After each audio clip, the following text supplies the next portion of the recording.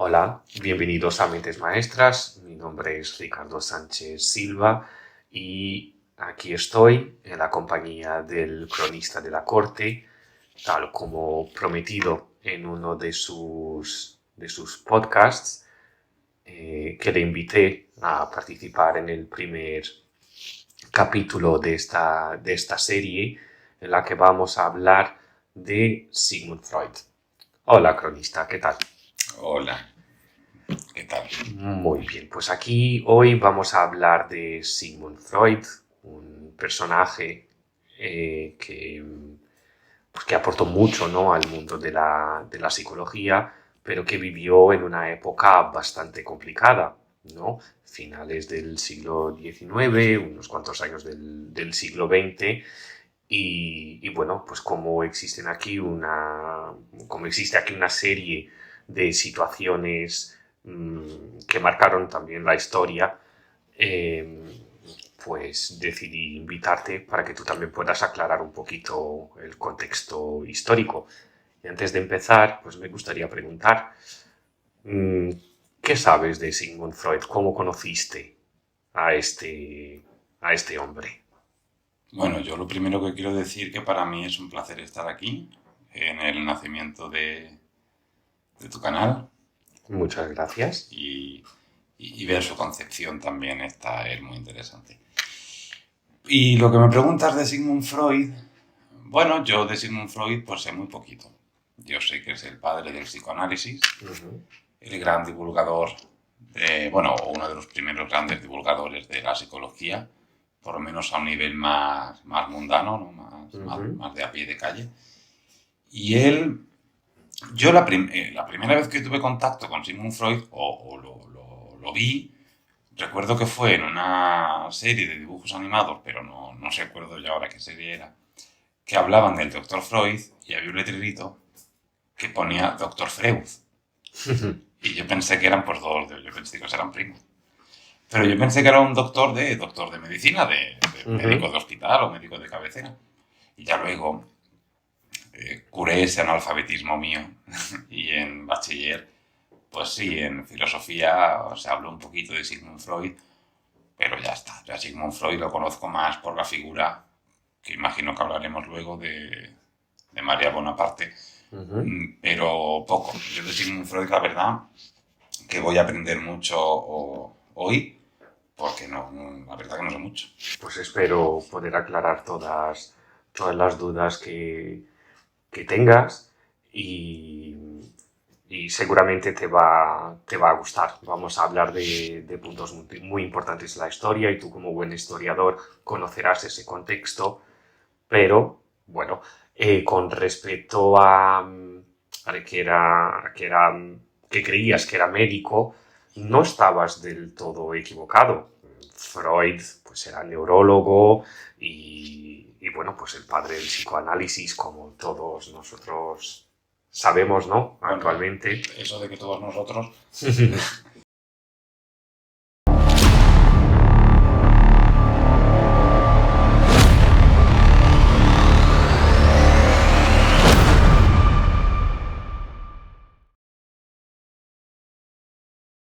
Yo, una de las primeras preguntas que habría que responder es: ¿qué es el psicoanálisis? Ujú.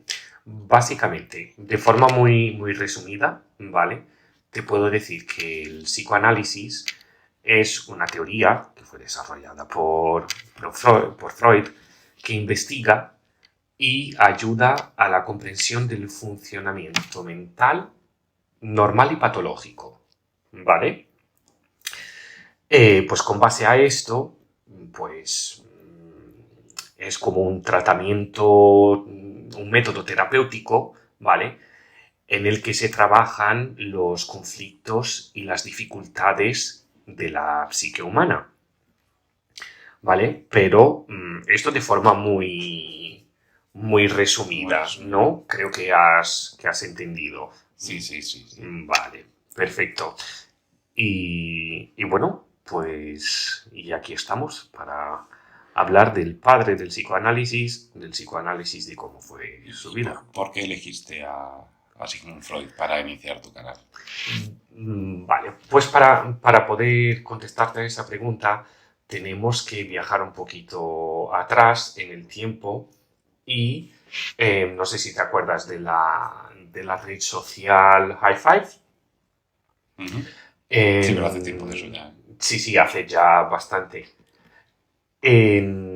Bueno, pues yo era usuario de esa plataforma, de esa red social y, y muchas veces pues veía estas típicas frases inspiradoras, ¿no? Que la gente publicaba, algunas de Freud, que nosotros no encontrábamos sentido, nosotros no entendíamos el verdadero sentido de esas frases.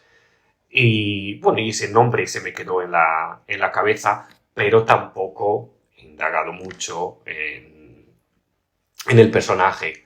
No obstante, pues ya en bachiller, en filosofía, también hablamos un poco de Freud, no mucho, pero luego, pues sí, en la carrera que hice de psicología, pues sí que hablé un poco más de Freud, de sus teorías súper modernas para la época en la que vivía, en historia de la psicología y luego en una asignatura optativa que decidí coger de tratamientos psicodinámicos, experienciales, etc., etc., pues hablamos también un poquito pues del psicoanálisis y de este enfoque psicoanalítico tan característico de Freud. Después de eso, pues me interesé por leer más, leí algunas biografías de Freud y me parecía que es un personaje muy bueno, muy interesante para poder empezar esta serie. Bueno, la verdad que sí, es el, digamos que el psicólogo, ¿no? A nivel histórico que más gente puede llegar a conocer, por lo menos a saber de su existencia. Sí, porque se hizo muy famoso, sí, por muchas controversias, pero sí se hizo... Bueno, yo lo veo como este grupo de excéntricos, ¿no? De personajes excéntricos, como Dalí, Einstein, es un poco Ujú. de ese estilo, ¿no? De ese estilo de estos grupos que surgían en esa época. Ya hoy en día pues no hay gente así, ¿no? Porque ya no, la gente ya es mucho más, está mucho más repartida, no es como antes que estaban todos más cortados y salía de vez en cuando uno que Mm, puntillaba. Entonces yo los veo así, yo lo veo de ese estilo, salvando las distancias entre claro. Einstein, Dalí y él, ¿no? Pero es un poco así, ese grupito de excéntricos, un poco también contracorriente a lo establecido. Él, Freud, pues también vivió una época bastante, bueno, bastante jodida, por así decirlo, ¿no? Porque fue una época bastante mala. Así que eso también tuvo que servirle Sí, como experiencia vital. leyó de lleno la Primera Guerra Mundial y, bueno, y parte de la Segunda. Y la segunda.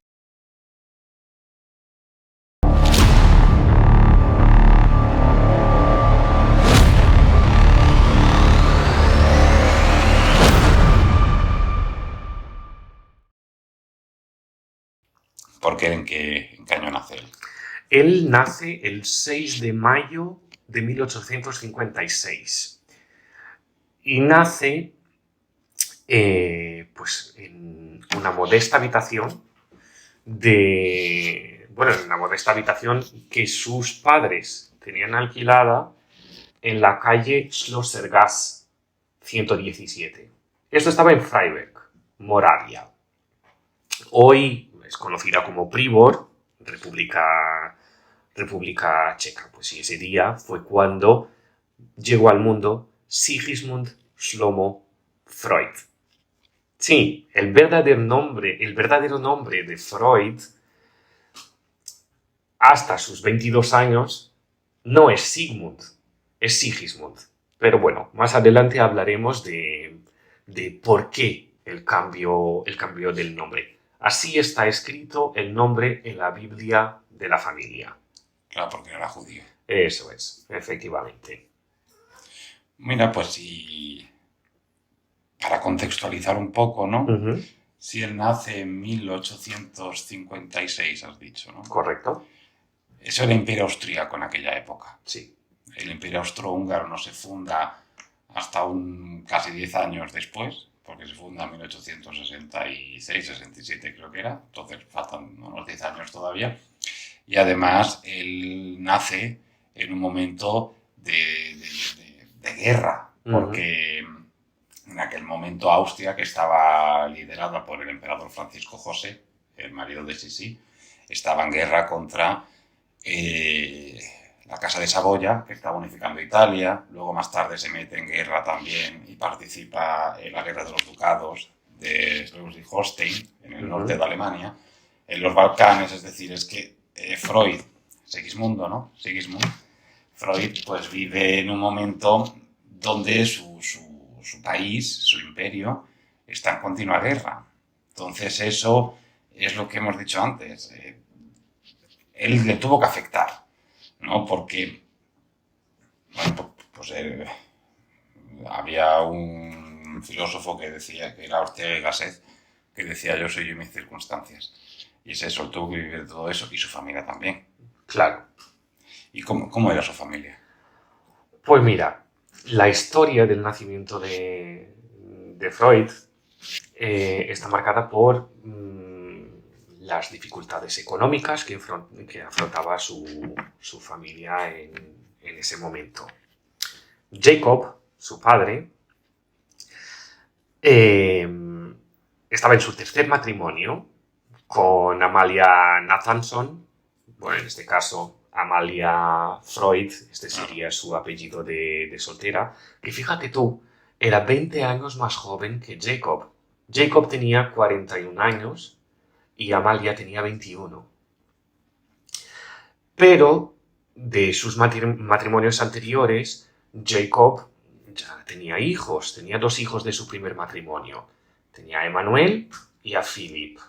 Y del segundo matrimonio no tuvo ninguno. Y fíjate tú la diferencia de edades entre Jacob y Amalia, que Emmanuel, el primogénito de Jacob, tenía la misma edad que su madrastra. Fíjate tú, la familia como tiene que ser. Pero estos no son los 2 únicos hermanos de Freud. Freud es uno de los 10 hijos de Jacob, si contamos todos los hijos de los matrimonios, ¿no? Tenía el mayor, Emmanuel, que nació en el 1833, luego Philip, de su primer matrimonio también, luego nace como primogénito de este tercer matrimonio, nace Freud, el 6 de mayo de 1856, luego en el 1857 nace Julius, que murió antes de cumplir un año. Luego nace Ana, Regina, María, Esther, Pauline y Alexander. Y un dato importante con respecto a sus hermanos, tenemos que 4 de sus hermanas, que luego desarrollaremos un poquito más, 4 de sus hermanas murieron en 1942. Y supuestamente las 4 en campos de concentración. Fueron deportadas y asesinadas. Pero en una de las últimas investigaciones que se hicieron, su hermana Esther no consta en las listas de muertos del campo de concentración donde supuestamente murió. Entonces establecieron que ella murió el 29 de septiembre de 1942 a causa de una desnutrición. Si es verdad o no, no lo sabemos. Este es el dato que nosotros tenemos de de la última investigación que se hizo. De las otras 3 sí se sabe que estas 3 hermanas murieron bueno, fueron asesinadas Por los en manos nazis. de los nazis. Eso es. Pero bien pudiera ser que muriera de desnutrición, ¿eh? Por la época, me Sí, refiero. sí, Porque teniendo en cuenta también que pasaban una época, bueno, que fueron épocas muy complicadas. De todas formas, resulta como Sí, sí, sí. muy intrigante, ¿no? Que es deportada, supuestamente está en un campo de concentración, pero al final muere de desnutrición. No se sabe. Ahí está. De momento son los datos que Sí, que sí. nosotros tenemos. Y dices que él nació en... 1856. La ciudad, el sitio. En Freiberg. Freiberg. Yo para las pronunciaciones soy malísimo. Pero bueno, yo siempre pensaba que él había nacido en Viena, porque él decía, o sea, siempre se considera como el... Yo siempre he escuchado que él estuvo en Viena, pero yo pensé que él había nacido allí. Porque él de su ciudad natal, recuerdos tendría poquitos.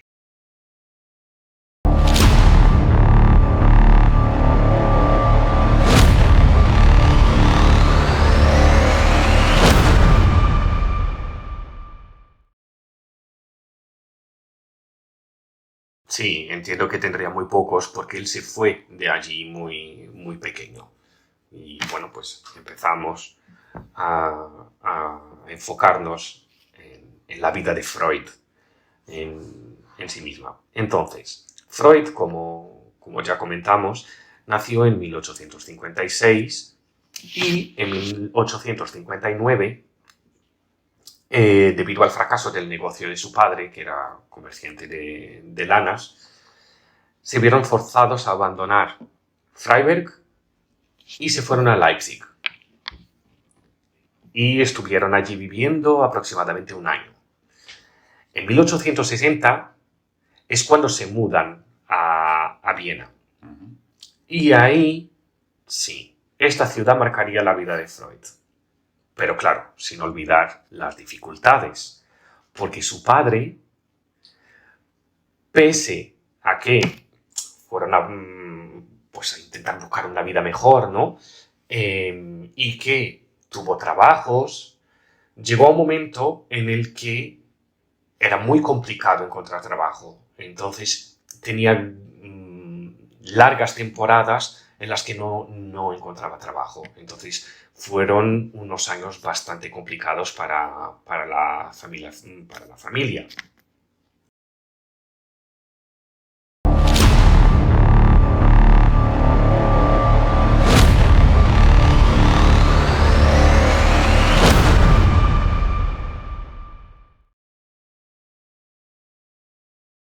Pese a todo, Freud demostró ser un alumno ejemplar desde siempre.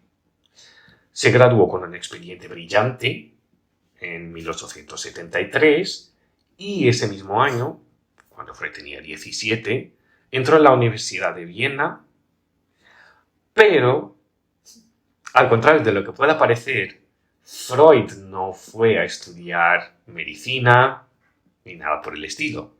Freud entró para estudiar Derecho. Pero hubo algo que cambió su vida por completo. Ahí, en ese momento. Y fue cuando asistió a una conferencia sobre el ensayo sobre la naturaleza de Goethe. Y ahí fue cuando él decidió dejar Derecho y cambiar a medicina.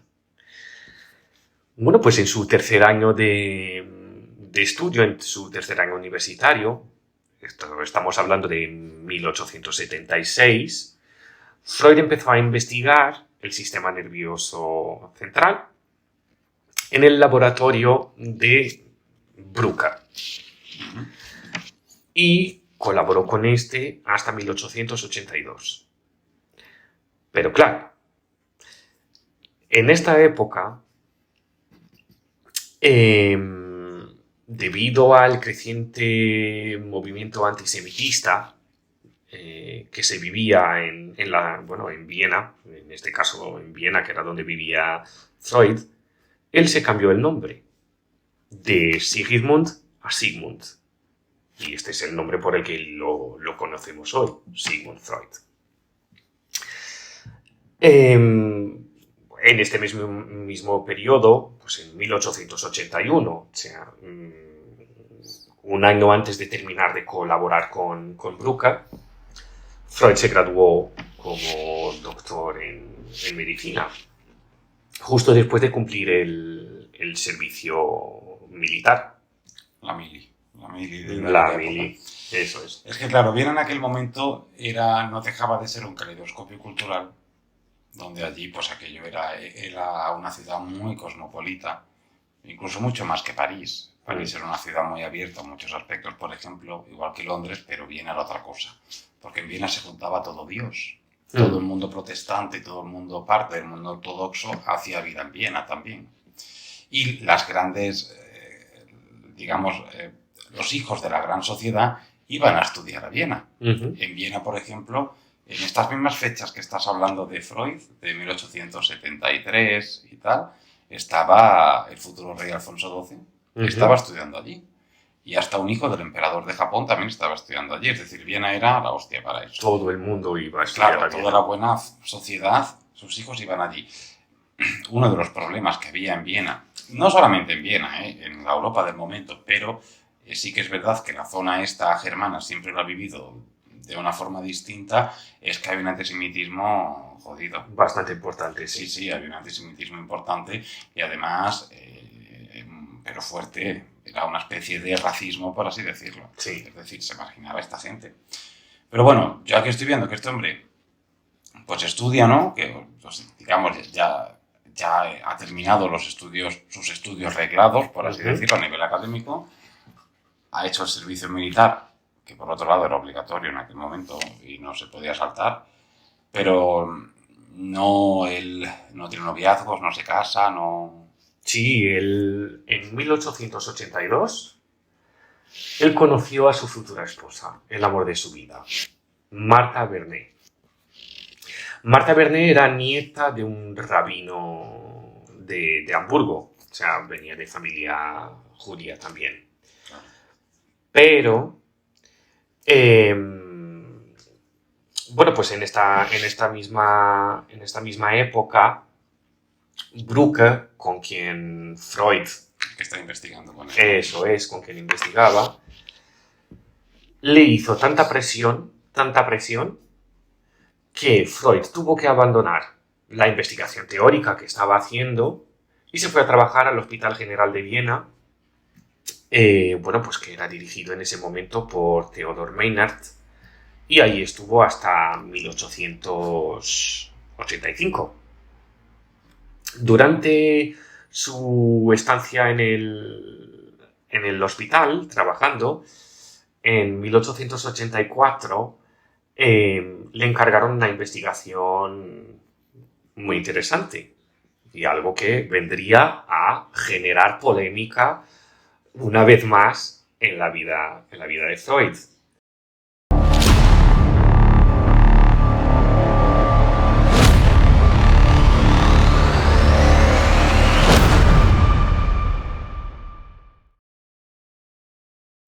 Y fue una investigación sobre el uso terapéutico de la cocaína.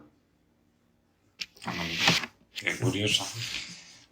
La alta sociedad, este tipo de drogas lo usaba mucho.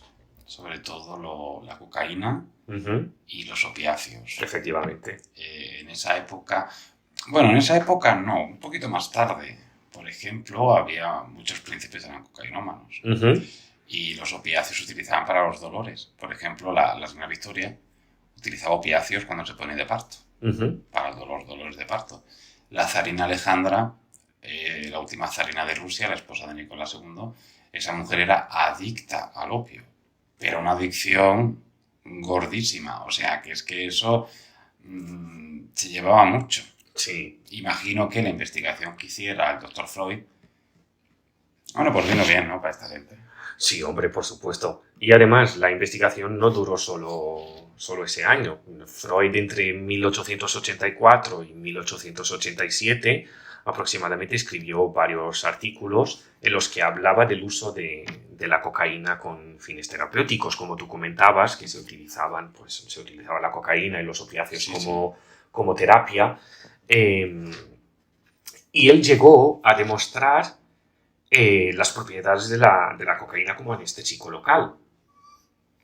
Su primer artículo se tituló, fíjate tú, la originalidad, sobre la coca.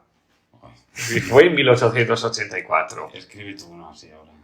Y, como era de esperar, Freud lo probó en primera persona. Probó los efectos de la cocaína en primera persona. Pero, pese a ello, no se convirtió en un adicto a la cocaína. No obstante, unos años más tarde, por la publicación de unas cartas que Freud envió a Marta, pues se descubrió que él había intentado utilizar esta terapia a un amigo, a su amigo Ernst von Fleischl-Marxow, Yo eso no lo sé pronunciar ni de lejos. que era adicto a la morfina.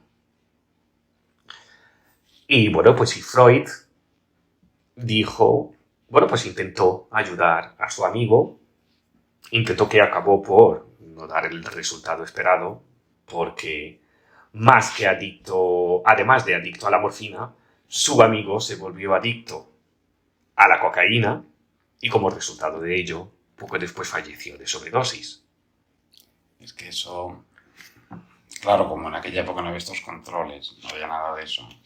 Fíjate que mucha gente se volvía en aquella época adicta al opio porque era lo que te daban para anestesiarte, pero una operación.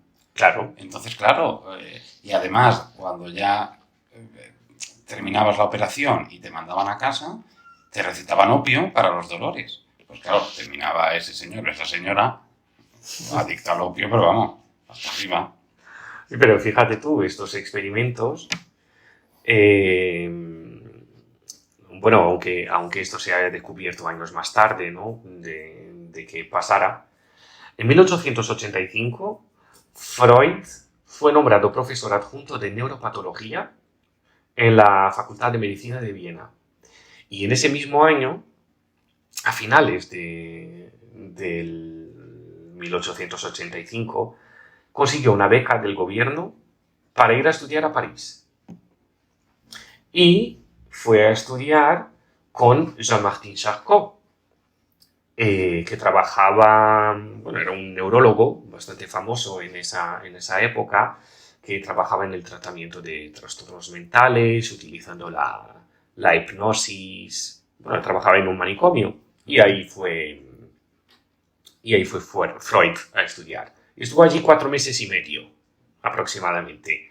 Pues y con Charcot, pues Freud se centró en el estudio de la histeria, y fue ahí, en ese momento, en el que Freud se empezó a adentrar en el mundo de la psicopatología, ¿no? La evaluación, el diagnóstico y el tratamiento de los trastornos mentales.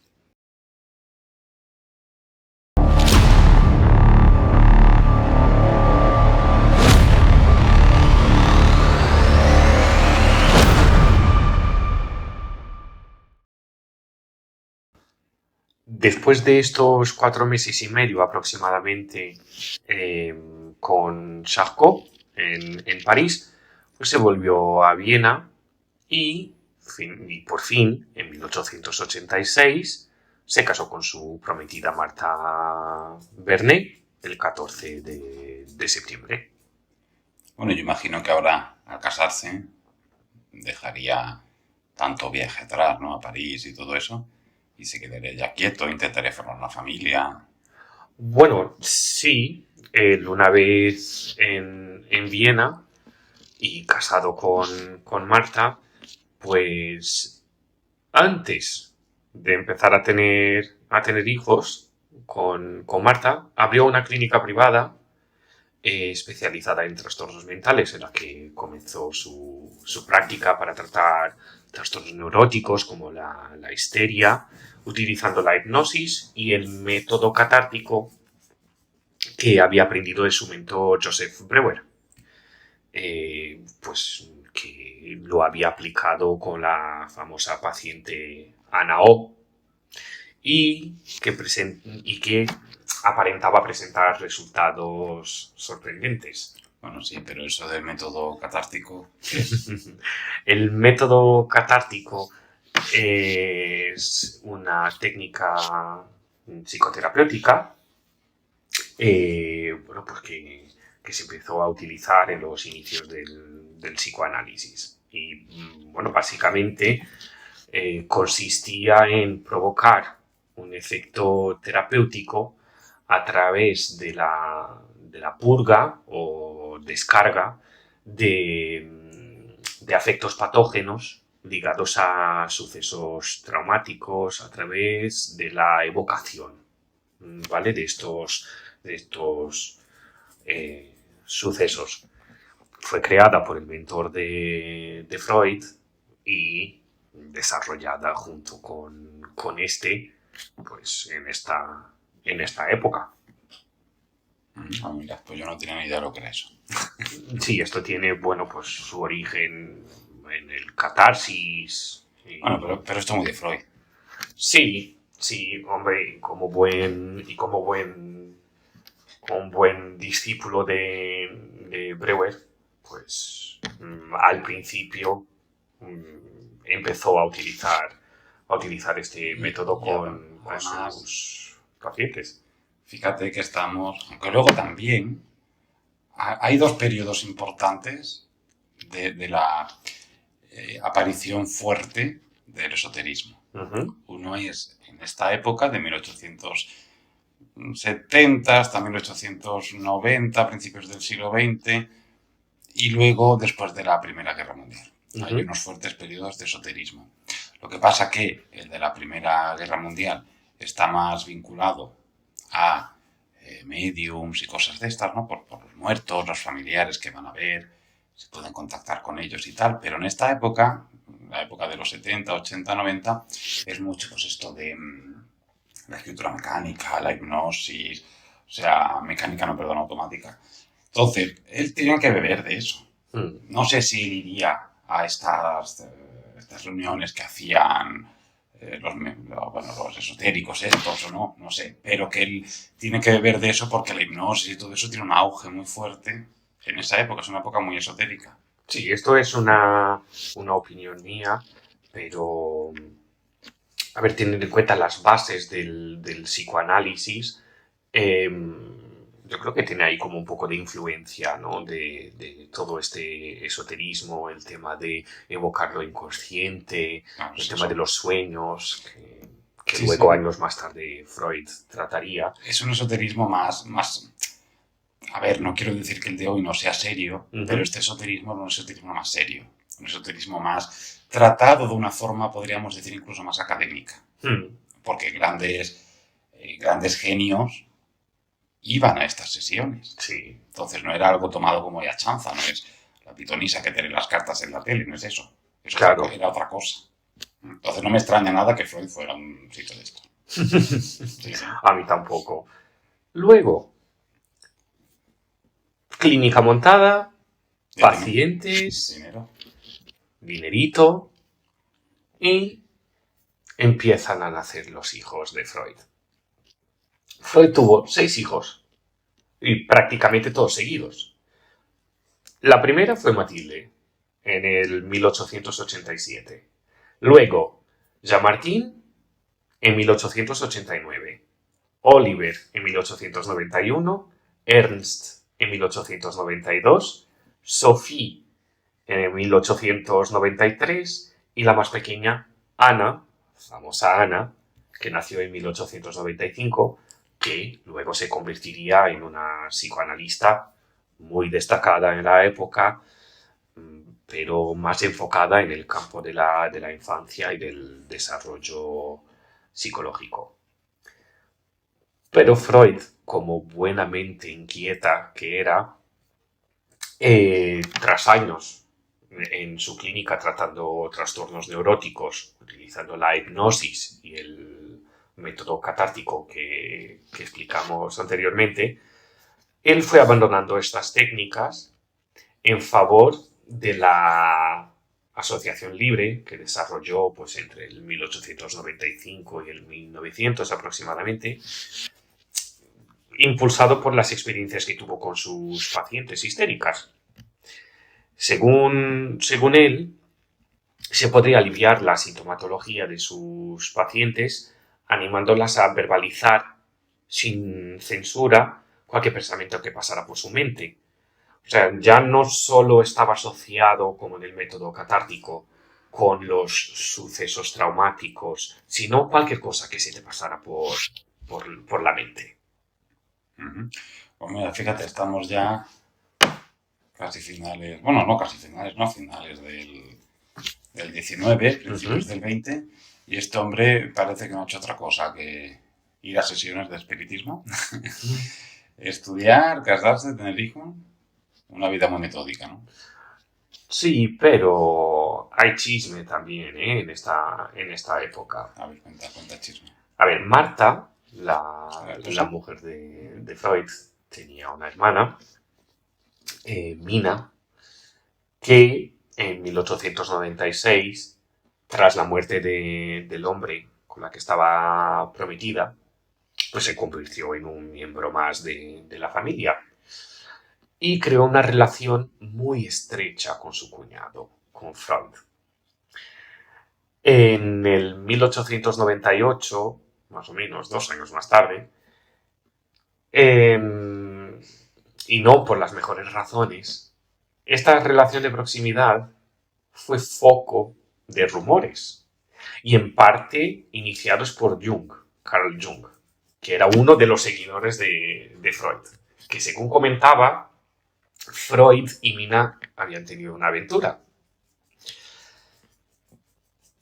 Y en un estudio reciente, en el año 2006, esto salió a la luz por un sociólogo de la Universidad de Heidelberg, Franz Maciejewski, algo así, porque descubrió un registro de un hotel en Suiza, fechado el 13 de agosto de 1898, que estaba firmado por Freud mientras viajaba con su cuñada. O sea, que se iba por ahí con la cuñada Y de hacer. eso es. Y hay rumores también de que esta relación era conocida por Jung, no solo por el hecho de que Jung había decidido, pues, venga, voy a decir algo de Freud y de Mina. No, es que supuestamente Mina habló directamente con Jung, que era psiquiatra, acerca de su relación amorosa con Freud. Pero bueno, así salió luego Freud, que habla de sexo en todo momento. Que bueno, y después de este escándalo familiar, ¿no? ¿Cómo lo vivió él? ¿Cómo vivió él su vida después de esto?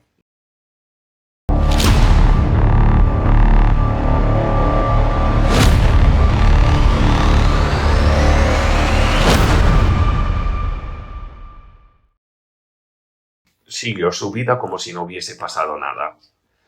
A Freud no había nada que le parara. Mira. Pues a partir de este momento, pues 1899, 1900,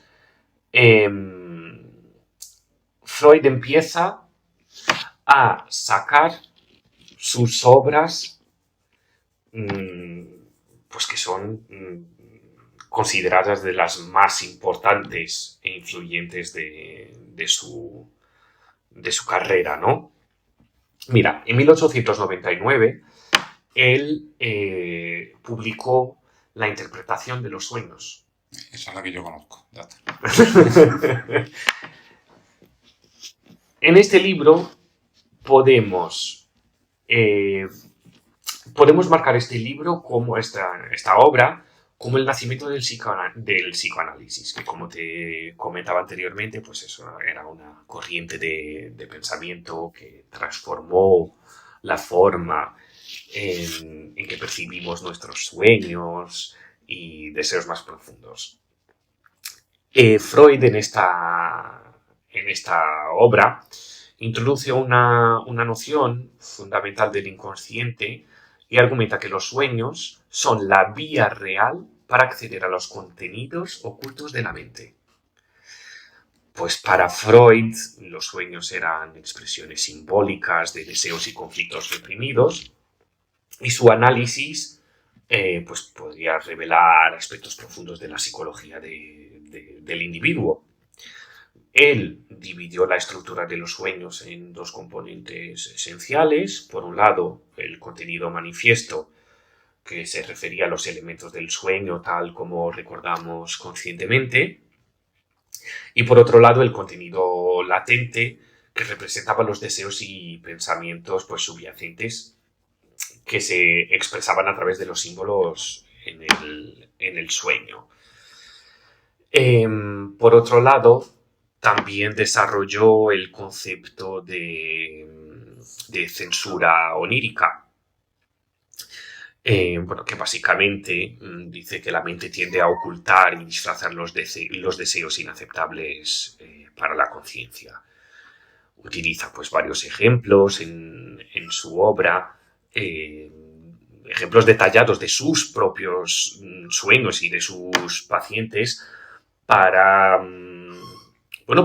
ilustrar cómo esa interpretación puede desentrañar los conflictos internos y proporcionar una ventana, digamos así, hacia el mundo del inconsciente.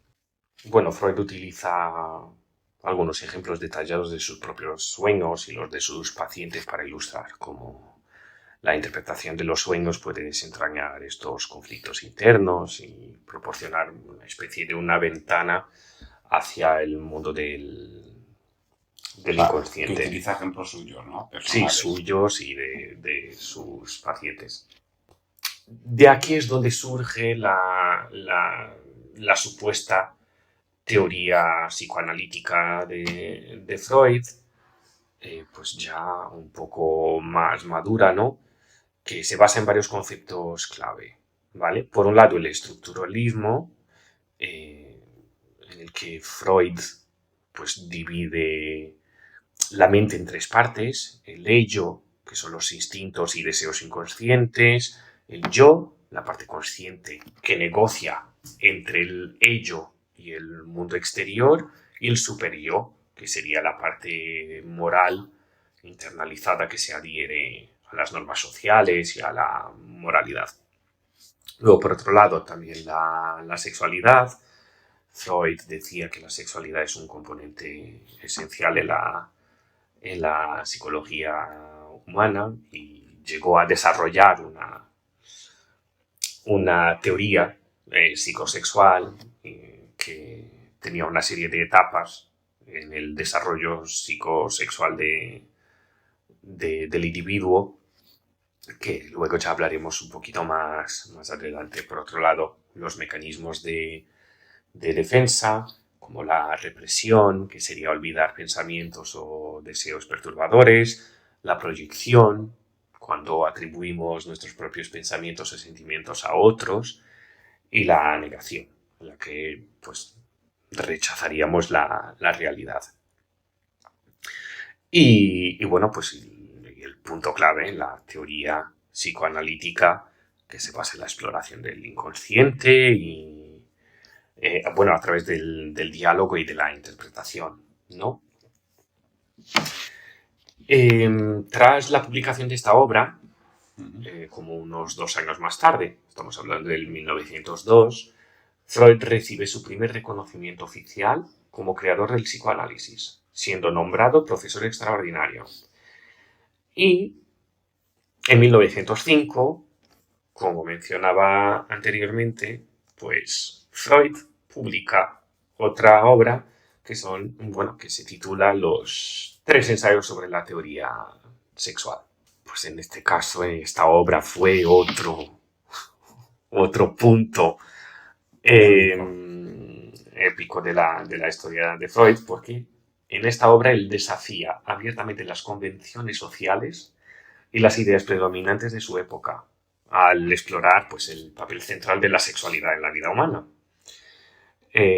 Pues tiene 3 ensayos en los que no voy a hablar mucho para tampoco marear con tanta información, pero básicamente en el primer ensayo, las aberraciones sexuales se llamaba, él examinaba la forma en la que las personas podrían apartarse de las normas sexuales convencionales. Y por otro lado sostenía que las parafilias y las prácticas sexuales que se consideraban desviadas pues se debían entender como variaciones naturales de la sexualidad humana, ¿no? A nosotros, pues no a todos nos gusta lo mismo, ¿no? Y bueno, y un punto importante con respecto a este ensayo es que este enfoque desarrollado por Freud, sigue teniendo su relevancia en la actualidad, ya que contribuye al entendimiento de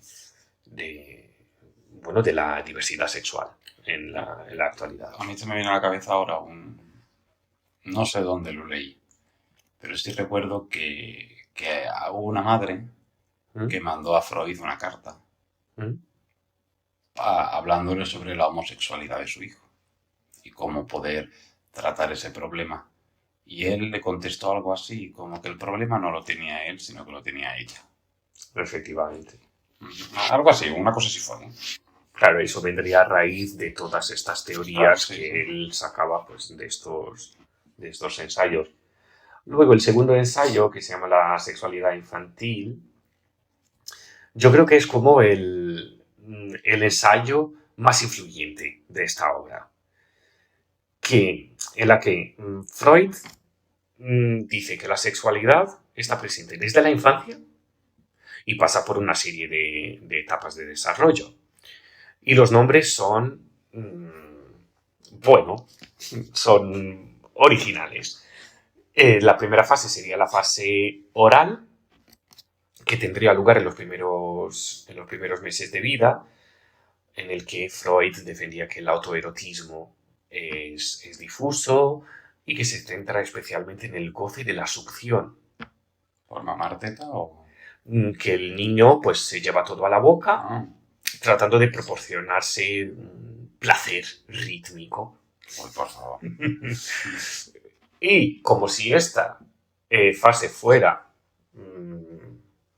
pues muy soft, ¿no?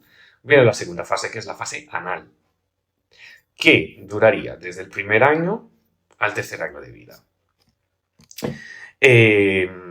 Esta fase comprendería pues 2 aspectos y estaba muy influida por la actitud educadora de la madre respecto al niño. Por una parte, la imposición de no orinarse ni ensuciarse es la primera que pesa sobre el niño.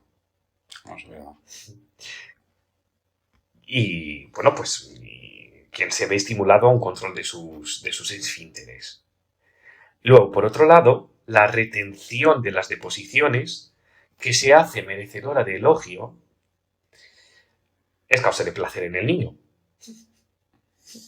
Y también lo sería, por otro lado, el acto de expulsión de los excrementos por la sensación orgánica que la acompaña. Un poco tocaba así que estaba Freud. Sí.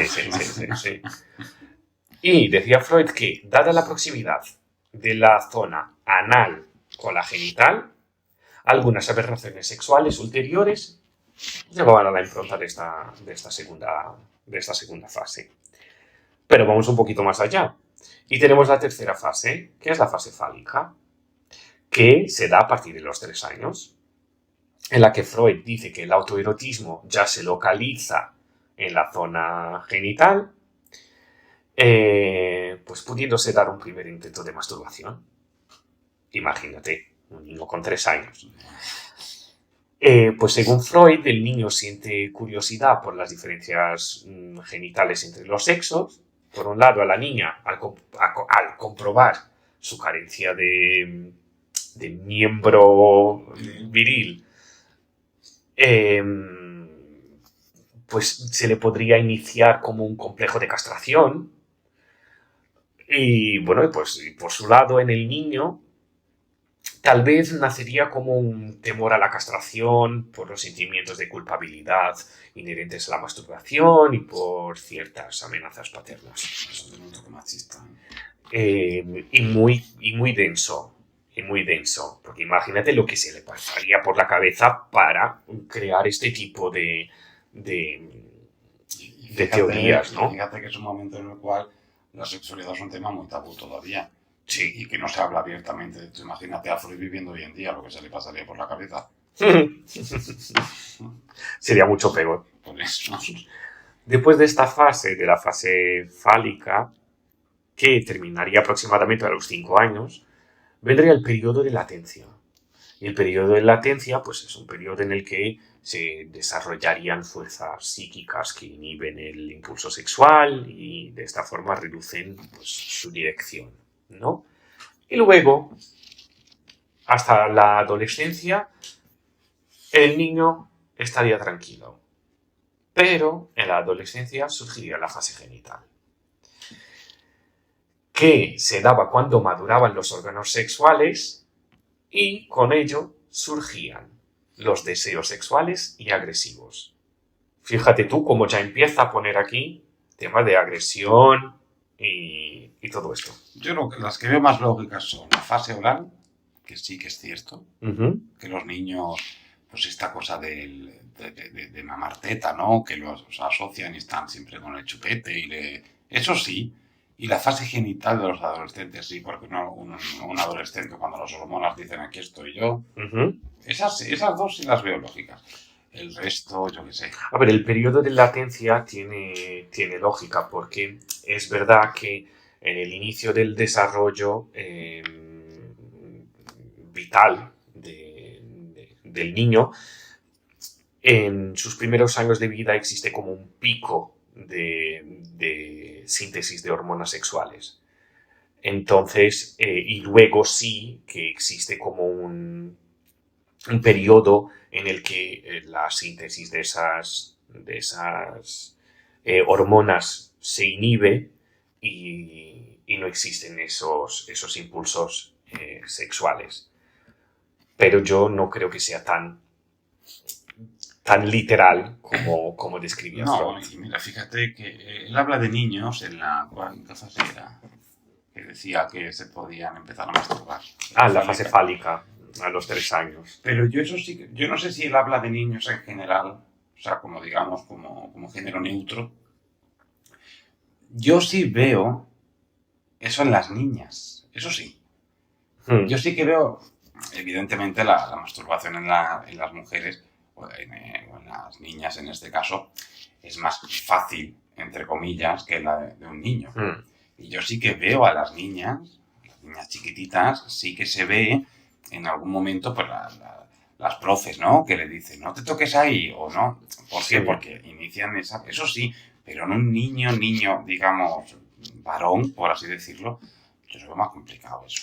A ver, aquí hay que ver la masturbación no como la conocemos nosotros como adultos, ¿no? Y cómo pues llegamos a conocer en la adolescencia. Es cierto, y eso también lo vi en la carrera, en psicología del desarrollo, que en esta edad sí que existe como ese impulso, como ese reflejo en los niños. Las niñas, pues que a veces están sentadas o bien pues se tocan o incluso tienen momentos en los que se rozan en la silla, bueno, pues como una forma de sentir placer. Estimulación, sí, sí. Y de estimulación, efectivamente. Y los niños no se masturban como nosotros sabemos que es la masturbación, como nosotros la conocemos, sino que es el hecho de tocarse también sus genitales. Creo que a eso se refiere Freud en esta fase. Eso puede ser. Pero yo no vivo en la mente de Freud. Entonces, Averigua todo lo que pensaba. pero fíjate tú, es tan llamativa, ¿no? Esta teoría, pero y tan controvertida, pero se ha convertido en un pilar del psicoanálisis. Y pues tuvo mucha influencia en la psicología infantil y en el estudio del desarrollo, como te acabo de comentar. Luego, para finalizar, bueno, hablando de esta obra, él escribió un tercer ensayo, que es la transformación de la pubertad. Y en este caso, pues él se centra en el paso de la infancia a la adultez y la maduración de la sexualidad. Él aquí, en este ensayo, pues discute cómo la libido se reorganiza durante la pubertad y cómo el complejo de Edipo, el complejo de Edipo pues implica supuestamente deseos sexuales hacia los padres, juega un papel crucial en este proceso, ¿no? Evolutivo. Y como todo lo que hace Freud, este modelo, esta teoría psicosexual, también fue criticada, igual que su obra anterior de la interpretación de los sueños. Unos atacaron su afirmación sobre la existencia de una sexualidad infantil. Y otros, en cambio, consideraban que él no había ampliado conocimientos sobre la sexualidad, que ya tenía antecedentes en la psiquiatría y la filosofía de autores como Schopenhauer, sino que Freud con esto lo que hizo fue neurotizar la sexualidad al relacionarla con conceptos como el incesto, la perversión y los trastornos mentales. Bueno, a ver, indudablemente yo no sé si avanzó o no avanzó. Hombre, yo imagino que cuando tú hablas tanto, me refiero cuando tú haces tantos estudios, avanzar tienes que avanzar de alguna manera. Por más que Schopenhauer dijera que no. Pero, claro, yo lo que veo aquí es que este hombre, por lo menos gran parte de su trabajo más de fama, ¿no? Porque esto supongo que fue lo que le dio el escopetazo, ¿no? Lo que todo el mundo de forma Sí, más existen fuerte. otras obras. Claro, pero él, aquí estoy viendo yo que habla muchísimo de sexo en todo momento. Esto que tú has dicho, la base central de todo es el sexo. Sí. Entonces eso a él le tuvo que afectar. O sea, no a él hablar de esto, sino a la sociedad en general, cómo tuvo que ver a este señor. Sí, a ver, la publicación de estas obras tuvieron muchas consecuencias para Freud. ¿Y esto cómo fue recibido en la sociedad? Todo pues, esto mira, estas obras fueron recibidas con muchísima incomprensión e indignación que fueron provocadas por las teorías e ideas que él defendía, ¿no? Y por ello, él se vio obligado a aislarse del mundo, personal y profesionalmente. Pero claro, Freud, pese a todo, era una persona muy influyente en la época y tenía sus seguidores, ¿no? Entonces, un año después de la publicación del ensayo, de los 3 ensayos sobre la teoría sexual, en el 1906, se empezó a formar un grupo de adeptos en torno a Freud. Sus ideas empezaron a interesar más a la gente y se fueron divulgando pese a la resistencia que suscitaban sus teorías, ¿no? Y entre sus adeptos estaban otros personajes bastante influyentes en el mundo de la psicología, de la psicopatología. Estaban Jung, de quien ya hablamos un poco antes, Wilhelm Reich, Alfred Adler y Bleuler. Vale. En este año, en el 1906, Freud viajó a Estados Unidos con Jung.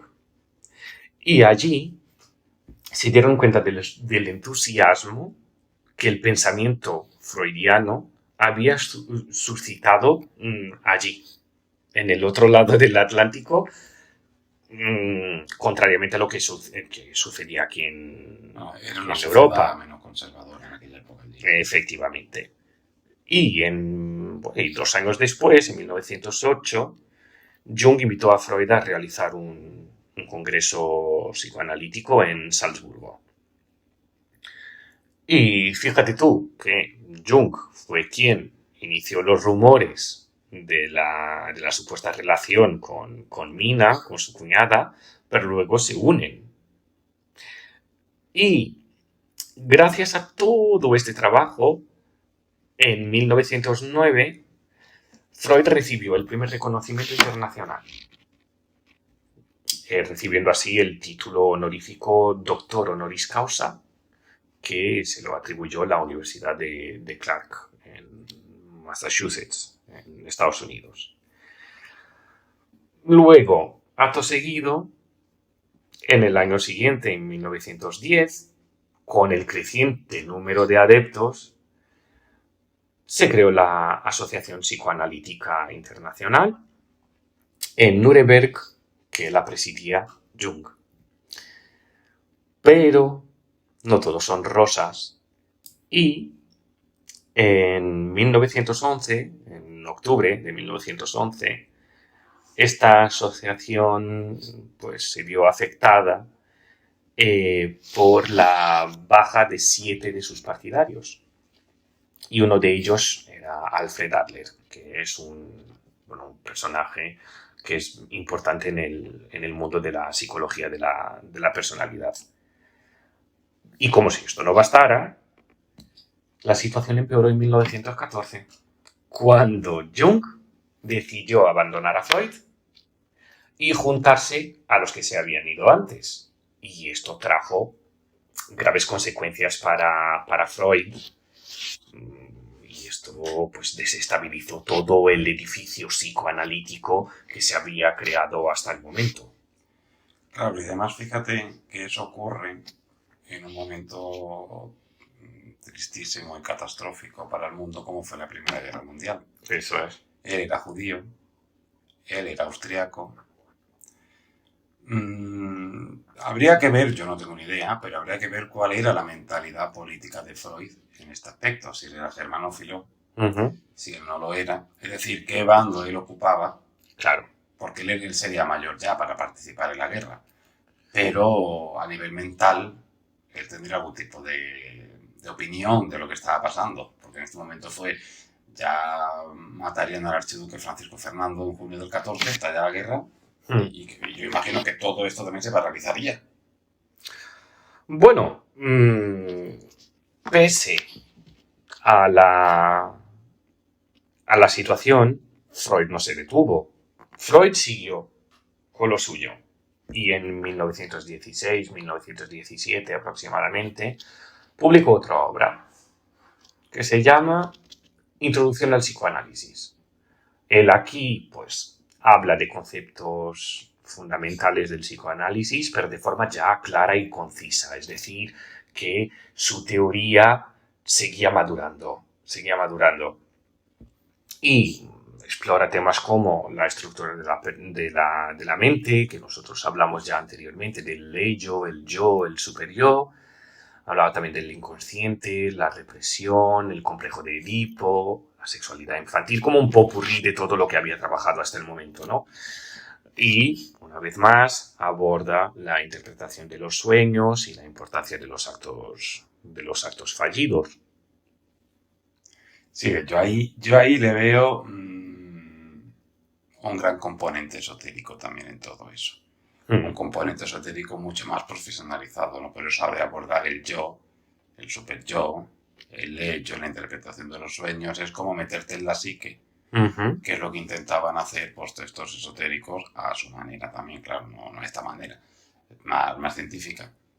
Pero bueno, aparte de todos estos que hemos estado viendo, yo imagino que él que estaba siempre, veo con la pluma en la mano escribiendo, o con la máquina de escribir, él escribiría más cosas, o sea, él haría más trabajo. Sí, el legado de Freud es muy, muy, muy amplio. Pero mira, además de estas obras que yo te comenté, te voy a comentar pues dos más, ¿vale? Que son las que a mí me parecen más interesantes y que no son tan conocidas por el mundo en general. En el 1920, él publica el Más allá del principio del placer. Y en esta obra, él habla de la teoría de la pulsión de muerte, también conocida como Thanatos. ¿Habías escuchado hablar de esta teoría de Freud en algún momento? No.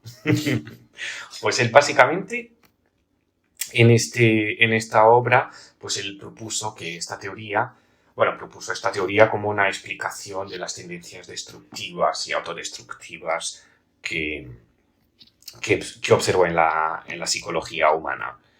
Luego, por otro lado, en el 1923 publicó otra obra que se titula El yo y el ello, una vez más hablando de estos elementos. Y bueno, pues en esta obra vuelve a abordar la estructura de la mente humana y la dinámica interna que influye en el comportamiento y en la personalidad. Explora también la relación entre estos tres componentes, ¿no? Que eran fundamentales de la psique, el yo, el ello y el superyo. Y, y bueno, él publicó muchas más obras que tuvieron mucho impacto en la sociedad, pero yo considero que estas 5 o 6 obras de las que hablamos son las más importantes y llamativas, por lo menos en mi opinión. Pero para que tengas idea, se supone, y que se conozca, Freud escribió un total de 205 obras, entre libros, ensayos, etc. Todo el día con la máquina de escribir a cuestas. Estaría, porque si no, yo no sé Sí. cómo lo hace.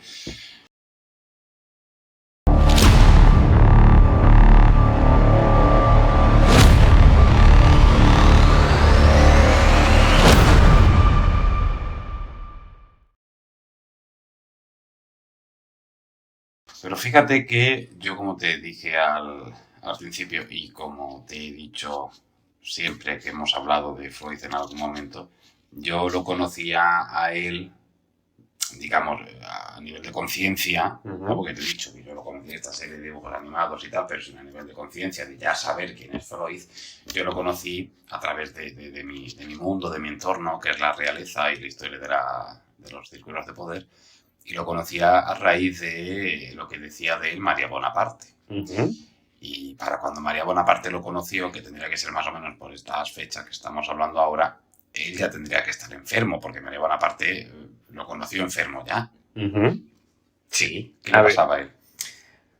María Bonaparte aparece en la vida de Freud en el 1925, ¿vale? Pero Freud, le diagnosticaron un cáncer de paladar en 1923, o sea, 2 años antes de conocer a María Bonaparte. Y Freud empezó tratamiento, aparentemente constante y doloroso, y tuvo que someterse a varias operaciones, y creo que más de 30 operaciones. Y se cree que esta enfermedad era consecuencia de su adicción a los puros, porque Freud era un fumador empedernido. Esta época fumaban todo. Pero basta con ver en internet algunos de sus retratos y fotos y ves que siempre sale con un puro. Siempre. Pero pese a todo, no dejó de fumar. Y, estando enfermo, continuó trabajando como psicoanalista. Y ahí es donde entra María Bonaparte.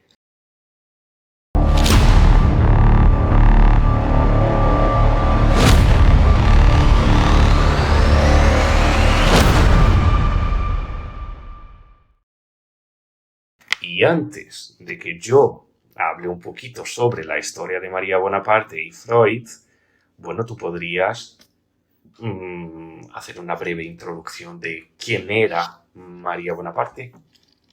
Bueno, María Bonaparte era descendiente del gran Napoleón. Era sobrina bisnieta, Una ¿no? bisnieta del gran Napoleón, el que vino después de la Revolución Francesa. Ujú. La familia Bonaparte no es una familia real, por Ujú. así decirlo. Lo que pasa que fue una familia que logró entroncarse con las grandes familias de la realeza. Y luego, además, en el Segundo Imperio francés, con Napoleón III, pues ya sí que se convierte en una especie de familia imperial. Esta María Bonaparte se casa con Jorge de Grecia, Ujú. que es el hijo más, bueno, no es el hijo más pequeño, pero es uno de los hijos del rey Jorge, que fue el primer rey de Grecia. Ujú. Los reyes de Grecia vienen de la dinastía danesa, del reino danés, ¿vale? Llega un momento que en Grecia se elige monarquía y eligen, como forma de gobierno, la monarquía, y eligen un rey, que es Jorge. Ujú. Jorge I. Pues uno de estos hijos es Jorge también, que es el que se casa con María Bonaparte. Lo curioso del asunto es que este Jorge de Grecia, marido de María Bonaparte, estaba enamorado y tenía relaciones sexuales con su tío, hermano de su padre, el príncipe Valdemar. Ujú. Valdemar estaba casado con otra princesa francesa, María de Orleans.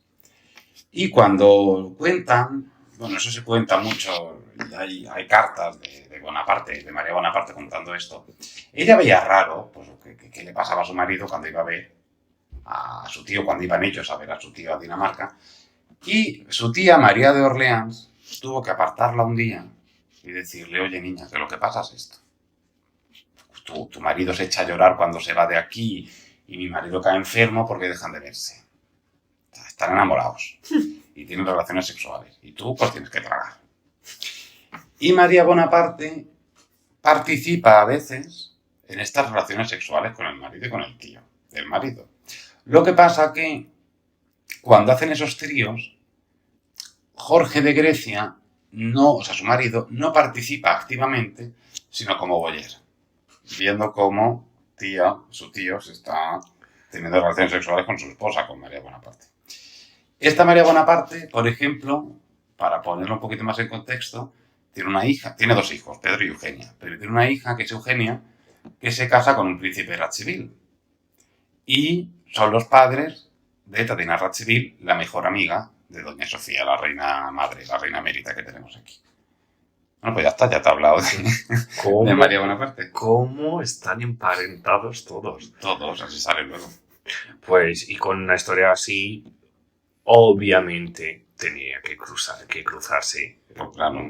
con Freud en algún momento de su vida.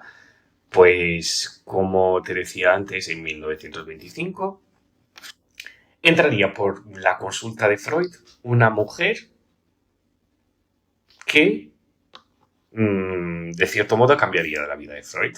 Y era María Bonaparte, que nos has presentado, y muy bien. Ella fue paciente, amiga e incluso fue salvadora de Freud. Sí. Además de alumna, ella estudió con Freud. Pero bueno, empecemos por el principio, ¿no?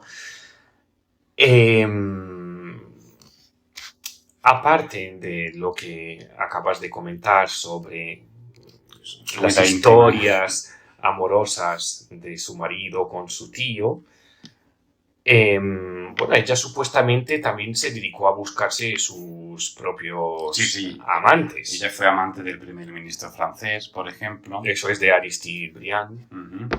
Yo no sé hasta qué punto no fue amante de Freud. No sé, pero vamos, sí tuvo amantes famosos. Tuvo otro psicoanalista que era Lowenstein también. Sí, Rudolf. Y alguno más tendría, seguro. Sí, Rudolf era discípulo de Freud. Pero yo lo que quiero destacar aquí es el hecho de que ella siempre se interesó por la sexualidad femenina. Un poquito antes de conocer a Freud, en 1924, un año antes, ella publicó un trabajo titulado nota sobre las causas anatómicas de la frigidez en las mujeres. Pero lo hizo con un seudónimo, que era Ae Naranji, algo así. Y ella en este trabajo defendía que una distancia más corta entre el clítoris y la vagina aumentaba la probabilidad de experimentar un orgasmo por penetración. Y para probar su hipótesis, en París, durante la década de 1920, ella midió esa distancia en más de 240 mujeres. Pues ya tuvo paciencia ya. Fíjate que vivimos, tú dices la década de los 20, lo que hemos dicho antes son los felices años 20. Claro. Donde el sexo, las drogas, el baile, el desenfreno es lo que puebla toda esta zona. Y quizá por eso haya conseguido hacer el estudio con más de 240 mujeres. Pues seguro. Porque en otra época, no. yo dudo. Y menos en la anterior, que había guerra. O sea, fue en esta época de desenfreno donde este tipo de cosas surgen. Claro, y de aquí, pues, ¿cómo surge Freud en esta historia? Pues como comentaba, al principio María Bonaparte llegó a la consulta de Freud, pidió la ayuda para curar su supuesta anormalidad orgásmica. Ella padecía de frigidez, lo que pues hoy se conoce como anafrodisia o inapetencia sexual, que básicamente es un bajo o un nulo nivel de interés sexual, en el cual una persona pues no logra estimularse ni responder al cortejo para lograr establecer una relación íntima con el fin de satisfacer la actividad sexual en la pareja, ¿no? Y ella llega a Freud recomendada por su amante, por Lowenstein, que le dijo que hiciera un tratamiento con el tan famoso Freud. Pues María en consulta le contó a Freud sobre el experimento que había hecho y empezó pues terapia con él. En paralelo, ella hizo pues 3 operaciones al clítoris con el objetivo de acercarlo lo máximo posible a la vagina y así pues intentar tener un orgasmo vaginal, pero desafortunadamente ni la terapia ni las cirugías funcionaron. De todas formas, pues María siguió con su terapia y supuestamente se enamoró del psicoanálisis. Decidió apoyar económicamente a Freud e incluso se convirtió en psicoanalista, María Bonaparte, y lo ejerció hasta su muerte en 1962. Sí, a ella se le conoce como la princesa psicoanalista. A su marido no le hacía mucha gracia esta relación entre ella y Freud. Por algo sería, no lo sé. La verdad que no lo sé, pero no le hacía mucha gracia. Igualmente estamos en momentos, bueno, en los 20, más adelante, sobre todo ya en los años 30, pero vamos, que en los 20 los nazis estaban ya dando la tabarra. Sí. Este hombre, Freud, que era judío, yo imagino que tendría que ser perseguido y además en una época en la que se quemaban obras, o sea, que fue un revoltijo interesante.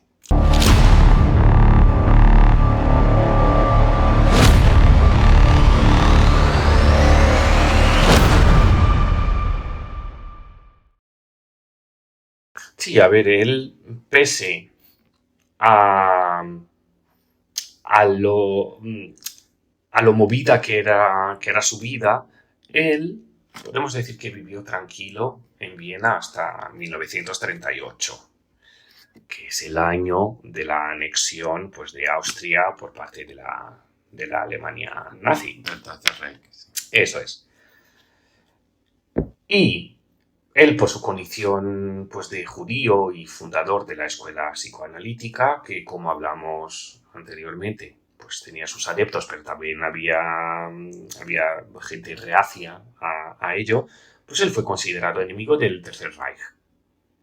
Bueno, que para que la gente entienda, que no sepa, pues es el nombre por el que era conocida la Alemania Sí, nazi. la alemán nazi, sí. Mira, quemaron sus obras públicamente y su familia, incluyendo Freud, fueron víctimas de acoso tremendo por parte de los nazis. Pero pese a todo, Freud era reacio a abandonar Viena. No quería abandonar Viena. Pero claro, no tuvo otra opción después de unos cuantos acontecimientos que acabaron por convencerle de la necesidad de huir de allí. Porque él iba camino a la muerte, camino directo a la muerte. Eso lo mandaban en un campo de concentración o cualquier cosa de esto. Claro, y estos acontecimientos fueron, por un lado, el allanamiento de la casa donde operaba la editorial psicoanalítica que tenía y de su vivienda, en el que su hijo Martín fue detenido durante un día. Y luego, por otro lado, pues unos días más tarde, unos días después, el interrogatorio al que le sometieron a él y a su hija Ana en el cuartel general de la Gestapo, que era la policía secreta de la Alemania nazi. Y es aquí cuando vuelve a aparecer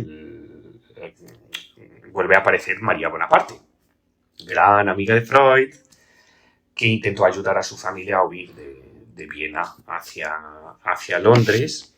Sí, ella movió hilos. Sí, en una intervención in extremis. Pero fíjate que le permitieron irse a Freud, permitieron que se fuera de Viena, pero le exigieron firmar una declaración en la que aseguraba que había sido tratado con respeto por el régimen, cuando había pasado todo lo contrario. Freud logra salir de Viena, pero, por desgracia, no lo hizo toda su familia. No lograron sacar a 4 de sus hermanas, que habíamos comentado. Menos la que murió de desnutrición. Que tampoco salió, ¿no? Porque se murió de desnutrición. Pues estas 4 hermanas fueron apresadas y llevadas a campos de concentración, donde las asesinaron en 1942. Qué lástima, qué tragedias en aquella época. Pero bueno, él tampoco, porque esto estamos hablando de qué año, 38. Sí, en el 38 fue cuando pues él se fue de Viena. Tampoco viviría mucho más. No, él vivió un año más, aproximadamente.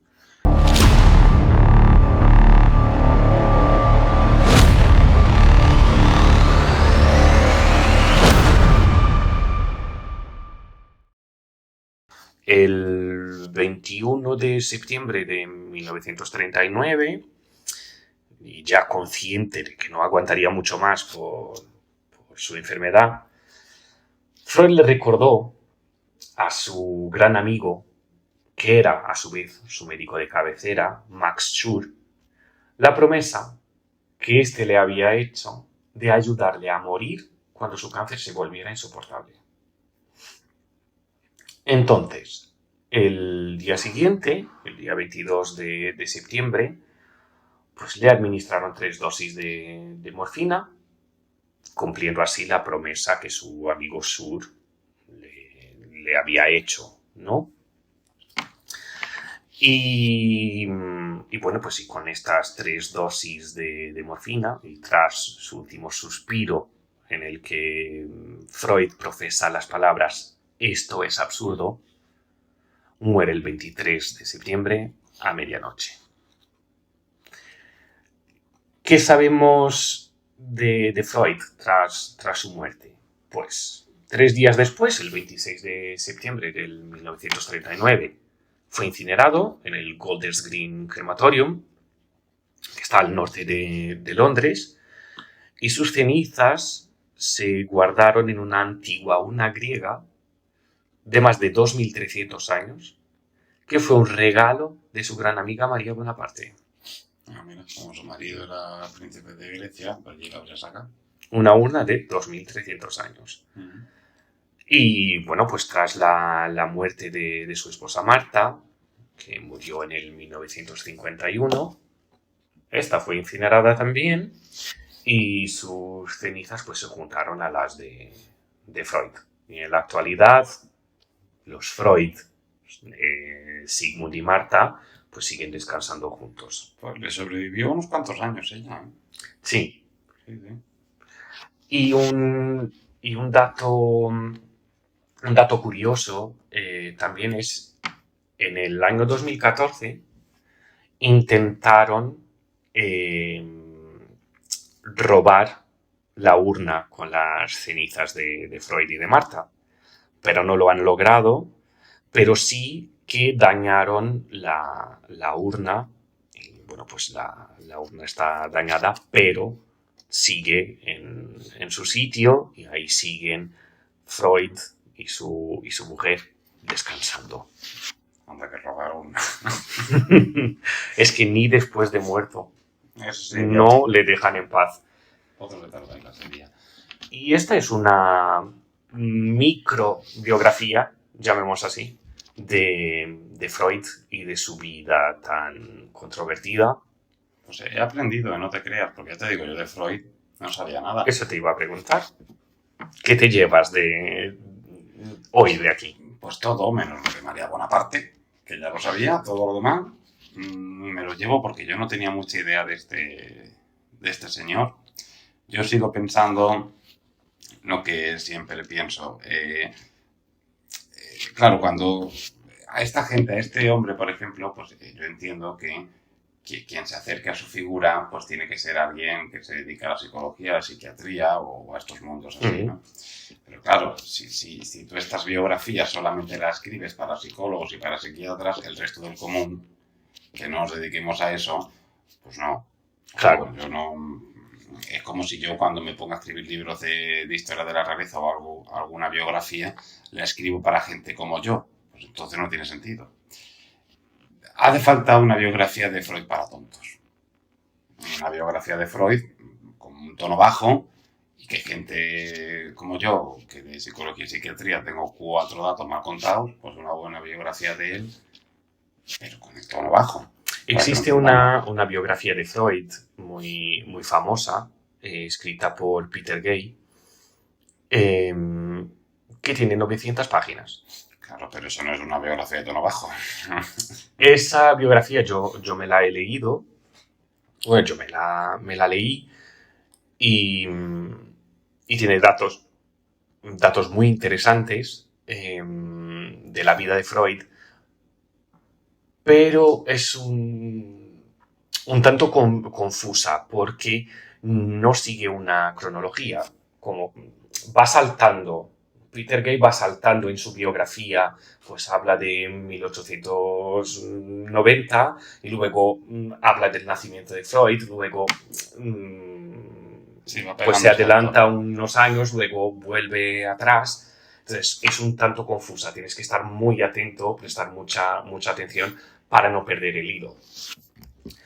Y bueno, y con esto terminamos la biografía de Freud. Cronista, te quiero agradecer el hecho de haber aceptado la invitación en el primer capítulo. Ha sido un placer, de verdad que sí. Me ha gustado mucho poder compartir la historia de Freud más allá de sus grandes obras y contigo y con todos los demás. Y bueno, y espero que me sigas escuchando en los próximos capítulos. Sí, claro. Y que quien nos esté escuchando, pues que no olvidéis suscribiros a nuestro canal, bueno, a mi canal de Spotify, Mentes Maestras. También me podéis seguir en YouTube. Y aquí estoy también abierto a cualquier tipo de sugerencia. Si queréis que hable un poco de algún personaje pues que os interese, pues dejadme en comentarios, escribirme. Yo estaré encantado de pues hablar con vosotros de otros personajes. Estoy pensando para el segundo capítulo hablar sobre Jung, ya que hablamos tanto de él en este primer capítulo, pues hablar de él en el segundo capítulo y así pues seguir una línea, cronología, ¿no? Ujú. Pues así que aquí terminamos este episodio. Muchísimas gracias a todos por escuchar y os espero en el siguiente capítulo.